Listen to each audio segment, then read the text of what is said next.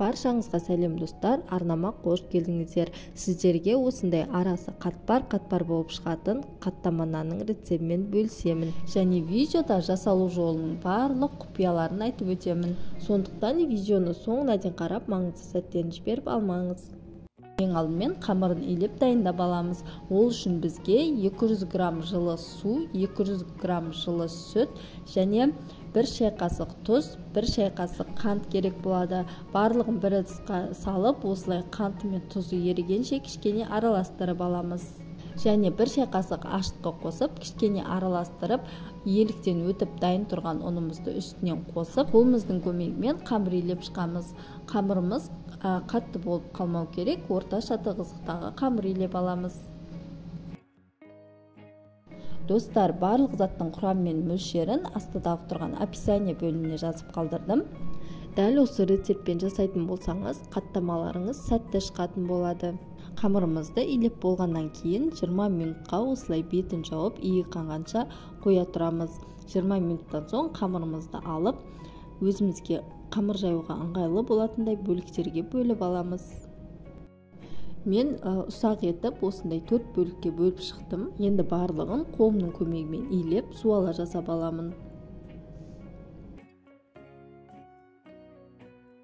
Болған соң шамалы көтерілгенше бетін жауып 10 минутқа қалдырамын. 10 минуттан соң қамырымды алып шетінен жая бастаймын. Қамырды тым жұқа етіп жаюдың керегі жоқ, себебі жұқа етіп жаятын болсаңыздар, қазір арасына май жағу барысында майымыз қамырға дұрыс сіңбей қалады. Орташа қалыңдықта қамырымды осылай жайып алдым. Жайып болған соң қамырымыз бір-біріне жабысып қалмас үшін арасына кішкене ұн себелеп, қамырды осылайша жинап қойдым. Енді келесі қамырларды да дәл осылай жайып шығамын. 4 зуаланы да осылайша жайып дайындап алдым. Енді әрбір қамырды бөлек-бөлек алып, арасына май жағамыз. Біздің майымыздың майлылығы 72%-дан жоғары май болу керек. Мен бұл жерде щедрое лето майын пайдаландым. Май жағып болғаннан кейін майымыз кішкене қату үшін осы күйінде 5-10 минутқа қоя тұрамыз. 10 минуттан кейін барып екінші қамырды үстінен жайып, майды жағып шығамын.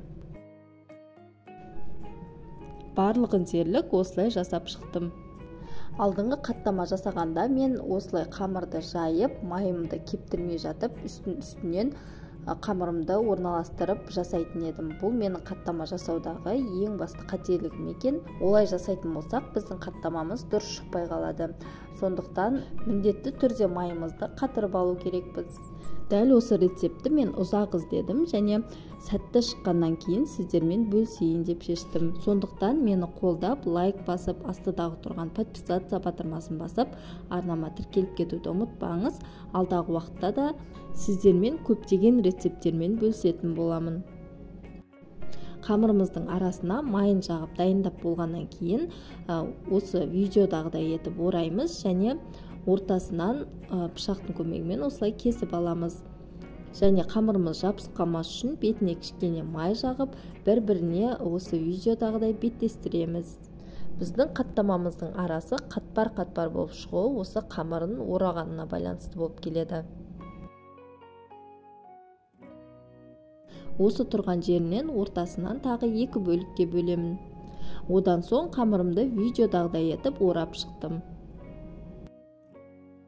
Мен осы қамырдың барлығын бір-біріне қосып, үлкен бір қаттама жасайын деп жатырмын. Егер сіздер ұсақ етіп жасаймын десеңіздер, 2-3 бөлікке бөліп жасасаңыздар да болады. Дайын болған қамырымды тақтайдың үстіне қойып, бетін салафанмен жауып, кішкене 5-10 минутқа бөлме температурасына қоя тұрдым. Осы уақытта біздің қамырымыз көтеріледі. Енді кішкене ұн себелей отырып, қамырды жайып аламын. Мен осындай көлемде жайып шықтым. Табаға пергамент қағазын төсеп, үстіне жайған қамырымды жайғастырдым және бір жұмыртқаның сарысын жарып, үстінен жағып шықтым. Және беткі бөлігіне өздеріңіздің қалауларыңыз бойынша кез келген дәнді себе бересіздер. Мен кунжут пен макты араластырып септім. Енді 200 градуста ысып тұрған пеште 30 минут салып пісіріп алдым. Осымен біздің қаттамамыз толығымен дайын болды. Өздеріңіз көріп тұрғандай өте қатпар болып әдемі болып пісіп шықты. Қазір арасын кесіп көрсетемін.